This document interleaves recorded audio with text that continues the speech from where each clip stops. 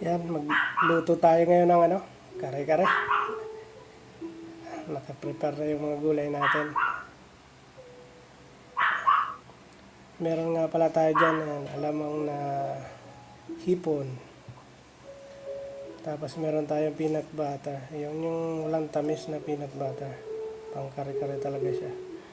Tapos meron tayong pechay, sitaw, sibuyas, bawang, ang puso ng saging, saka meron tayong talong. Yan, nagisa ko na yung sibuyas, bawang dyan. Tapos lagay na natin yung karneng pinalambot natin. Yung karneng ginamit natin ay yung parting buntot ng baboy. Ayan. Pinalambot ko na siya. Tapos bigisa na lang natin.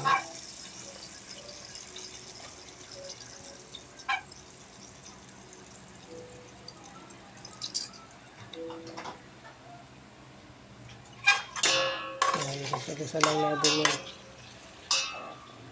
Tapos ang pagsasabaw natin dyan, yung pinaglagaan din natin, anuhin lang natin, salain lang natin siya. Yan, lagyan natin ng sabaw. Tapos yan, lagyan natin ng pork cubes para malasa yung ano niya. Tapos lagyan na natin yung peanut butter. Tanawin lang natin yan dyan, peanut butter.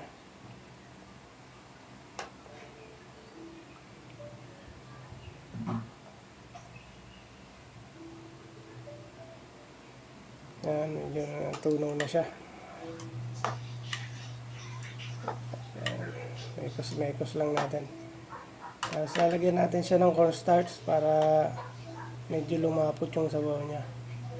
Tapos kung gusto nyo, pwede din lagyan ng atswete para medyo may kulay.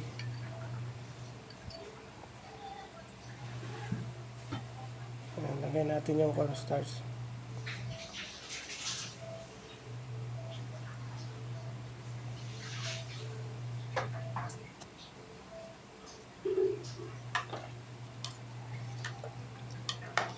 Halo-haloin lang natin, tapos after nyan, timplahan na natin siya. Bago maglagay ng gulay, meron ng timpla yung ano natin para papalambot ka na lang ng gulay pag ano. Yan, lagyan natin ng konting paminta. Yung asin natin, medyo konti lang kasi medyo maalat yung alamang na hipon. Para hindi siya malat. Sakto lang yung lasa. Yan, lagyan na natin ng gulay.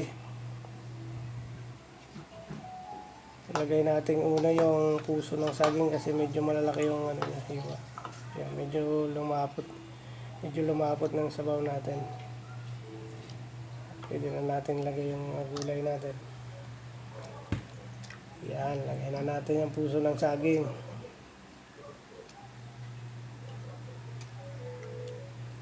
Ito yan, palambutin muna natin yan. Tapos lagay natin ang sitaw. Lagay natin ang sitaw. Lagay natin yung pechay. Mekos lang natin yan. Insan, mekos na natin, insan.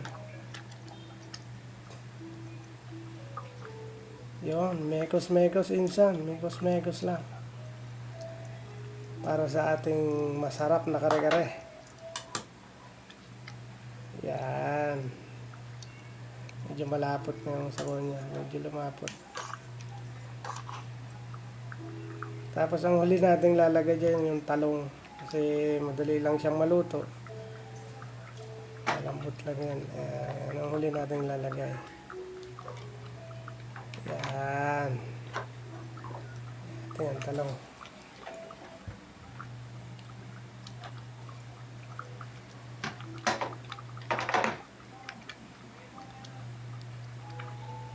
Yan, lagog natin siya sa sabaw para maluto siya.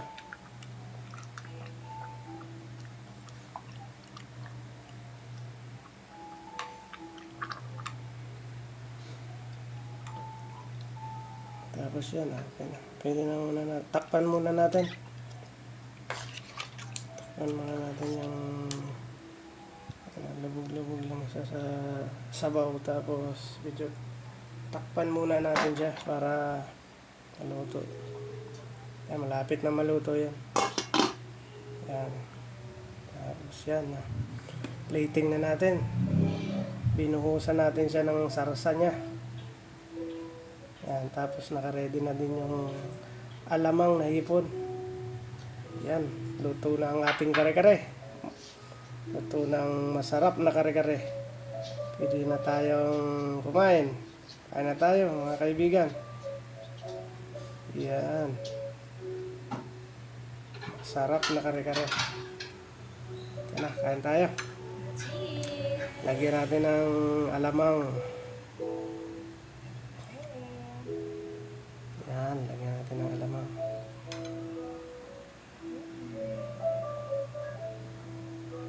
Want to eat kare-kare?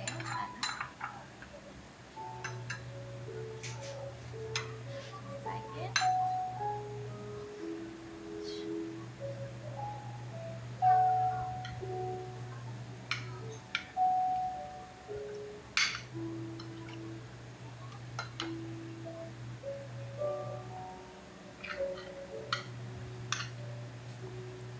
First bite. Thank you, Lord. Sarap ng kare-kare natin. Yan, lagyan natin ng karne. Karne natin, sakto lang yung pakalambot niya. Yun.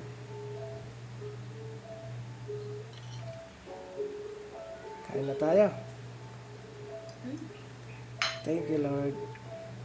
Ano? Sarap ng kare-kare.